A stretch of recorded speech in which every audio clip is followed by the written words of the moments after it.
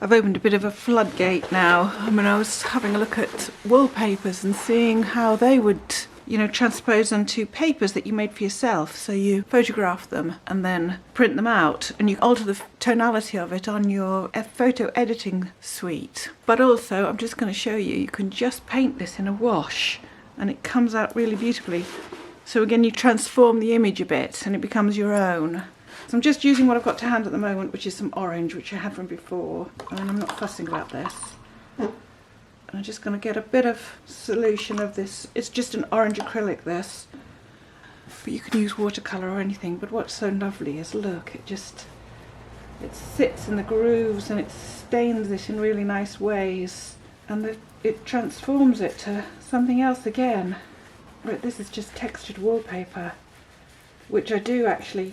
I mean, I just think it's a hidden gem that we don't use enough. Look at that, isn't that lovely? And you can really make the most of this. You know, put different colours on it, but it really transforms it. And then you could photograph that, you see. Also, you can print from it too, so I'll just show you. And then that makes another set of paper. There you go. And you're left with something like that, you see. And you can add different colours to it. In any case, it's a really nice effect. I'm just going to cover this with paint just to try the printing effect of it a bit more.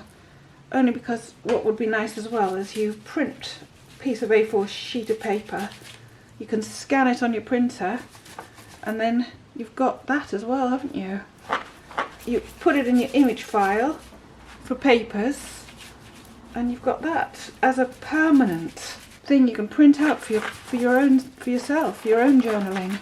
I'm doing this really quickly for you lot, you know, just so that you don't get bored. Please excuse my mess.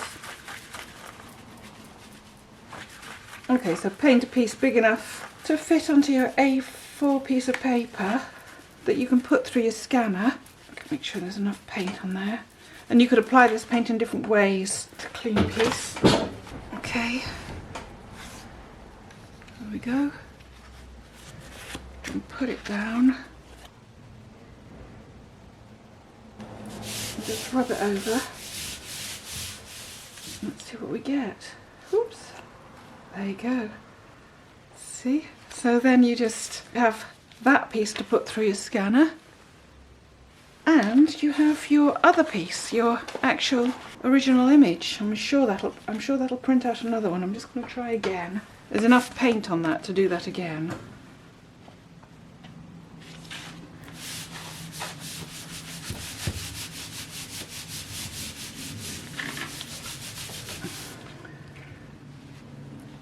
And that's a more delicate one. I missed that corner last time as well. There you go. There you are. And here's another piece which you could just photograph. So you can photograph it and manipulate it, or you can paint it over like I showed you before. I want a bigger paintbrush than this. Just for it to sit into the textures. So I've just got an acrylic that's been watered down with my acrylic bonder, just so that it actually stays. And I've got a bit of orange and a bit of grey on there, and you can see how it really sits in the grooves and on the surfaces. I mean, you could roll this paint on. I think we have missed an opportunity with the wallpapers because they're absolutely lovely, and there's tons of nice ones you can get hold of. Okay, so I've just done a load of paint over that. You can photograph that again. Right, so there's enough paint on there. I mean, I don't need the image to be perfect. Get your piece of paper. I'm just going to pop that on top that way. Press it down. Let's see how that one comes out. Oh, that's lovely. See, look. They're absolutely beautiful. And they're really nice collage pieces. So that's one. I'm sure I can get another one out of there. I'm just going to use this old piece of paper. I'm going to turn it over. So that, oh, and the back's lovely as well. That's just the colours come through. So that's really nice. That would make a nice photograph too. There you go. So 2 pieces of paper, you can just scan them and use them. You could add colour to it to make it more interesting. And you're left with your piece of wallpaper, which you can both use for collaging and you can photograph. I like the orange on it. Because it's sort of got a plastic finish on it, it sort of repels the paint in some areas and not in others, so it sort of happens of its own accord again. I'm going to try doubling this up just for experiment's sake. Let's try it the other way, I don't know. Let's see what happens.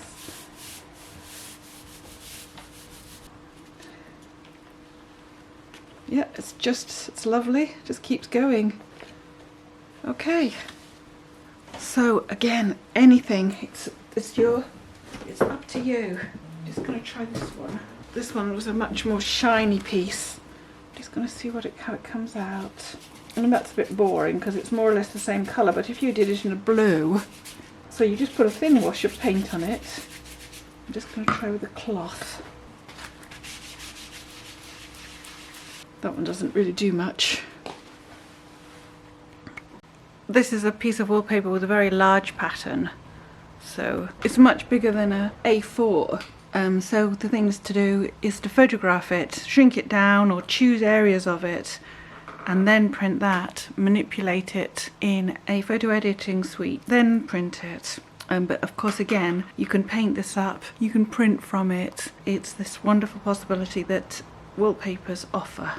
So I've just got this wallpaper and I'm going to try printing from it. Again, I'm just bunging on some colour. This was left over from something else, but equally I've been wanting to do a nauseatingly feminine book. So I'm going to do a print in this wonderful colour because I love the way that blokes find it so uncomfortable. They find pinks and that femininity. I don't know, perhaps it's something to do with, you know, not wanting to appear effeminate. I don't know. But they're sort of so anti-intense femininity, aren't they? Like it was a curse. And then just pop a little piece of paper on it and see what happens. I mean, I've got an A4 piece there, but really I want the whole of that image onto a piece of paper. So I'd do it on I print it onto a bigger piece of paper and then shrink it down, you know, photograph it or scan it and print it down. But look, isn't that lovely? I mean, it's so nice. And of course the actual piece of paper, this will print and scan as well. And again, because acrylic is non-soluble when it's dry, you can just put glazes over the top of this so you can colour your design as well. I mean, really, it's limited by your imagination again. I hope you enjoy all this. I hope you get something out of it. I think there's really nice possibilities and it's just a question of applying them to what you're doing. Even in terms of abstracts, I mean, I've just over and over, printed it over and over again on the same piece of paper and you get these lovely marks that how else would you have got them? So, I mean, really there's loads of potential in this. I mean, do it with good paints and good paper, and then they're just wonderful for collage, for abstract collage. You learn so much from going through these processes. You learn so much about what's possible.